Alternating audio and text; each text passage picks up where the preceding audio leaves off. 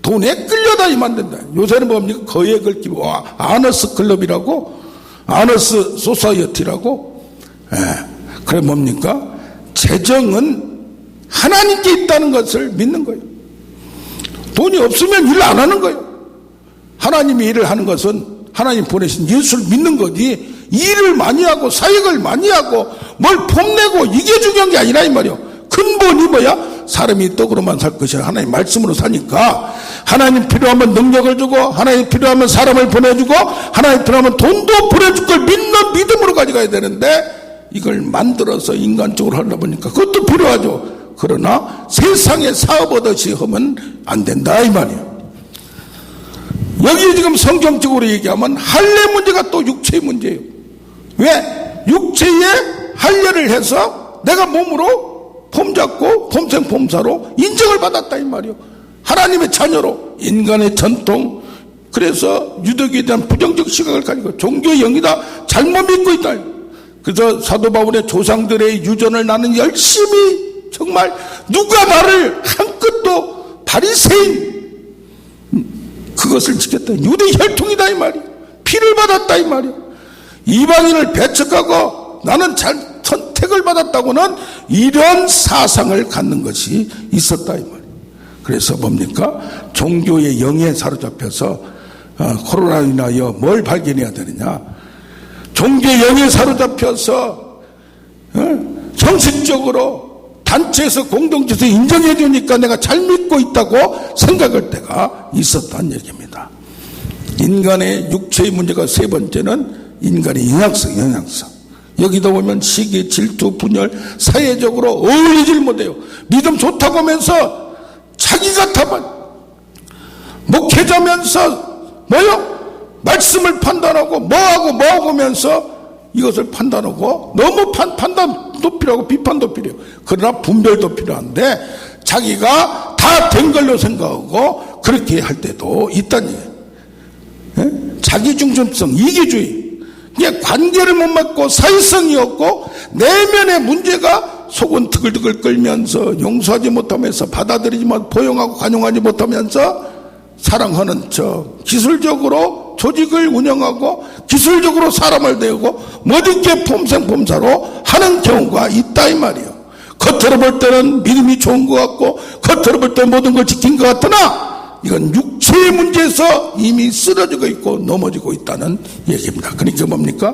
성경에 나와서 사도 바울이 지금 유대인의 형체는 율법을 지켰느냐 안 지켰느냐 문제인데, 그러면 율법이 필요 없다가 아니고 율법의 말하는 바 그건 지켜야 돼요. 그건 성취해야 돼요. 그럼 그걸 어떻게 하느냐?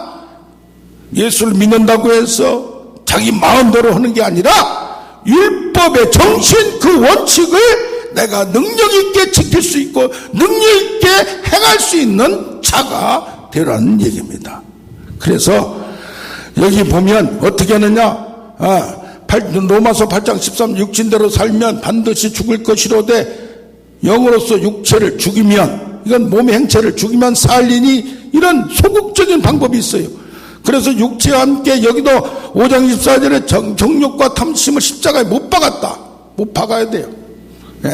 싸워야 돼요. 그러나 이것도 필요한데 더 적극적인 방법은 뭐냐? 로마서 8장 14절에 무릇 하나님의 영으로 인도함을 받는 자는 하나님의 자녀다. 여기도 뭐예요? 성령으로 25절에 살면 성령으로 행할지니, 성령으로 살고자 원하면 세부적인 것 들어가서 하나님의 인도를 받고 동행하고 이것을 이겨내고 분별하고 지혜를 가져서 나가라는 얘기입니다. 성령으로 인도함을 받는다고 하니까 영지주의라는 것이 그때 있었어요. 나는 영적으로 트였어. 그러니까 자유해. 율법에 얽매이지 않아. 세상에 얽매이지 않아. 그러면서 요새도 기도 많이 하다가 보면 뭐요? 영적으로 튀었다. 영지가 열려졌다 이 말이에요. 그러면서 뭐라고 그래요? 잘못되다 보면 옛날에 어떤 걸 보니까 영이 인도함을 한대. 나중에 얘기를 보니까 하나님의 형령을 얘기한 게 아니라 자기 영을 얘기한 거예요. 자기 마음을 얘기하는 거예요. 그런 경우가 특히 불교의 세계에는 마음, 또 초월주의, 무슨 그런 거 보면 신을 만나서 어쨌다 다 자기를 신으로 만든 거예요. 나도 예수같이 될 수 있다. 나도 부타가 될 수 있다. 우리는 예수를 본받으라는 얘기인데 내가 예수가 될 수는 없어. 가까이는 갈 수 있어.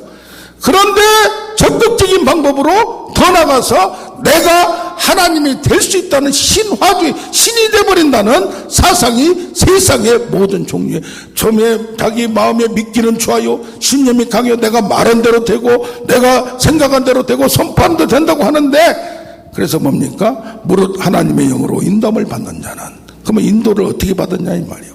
구체적으로 어떻게 받냐 이 말이에요.